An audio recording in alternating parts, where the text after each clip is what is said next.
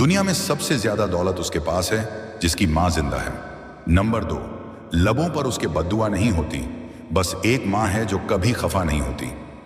Number 3, माँ बेशक पढ़ी लिखी ना हो, पर दुनिया में हर जरूरी बात हम माँ से ही सीखते हैं।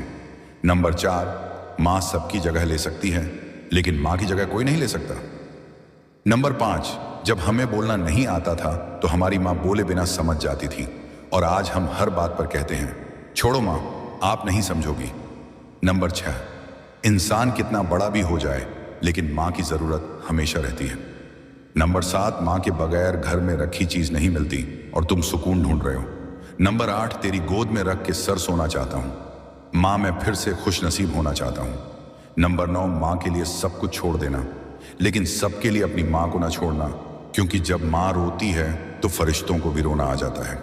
अगर आप अग्री करते हैं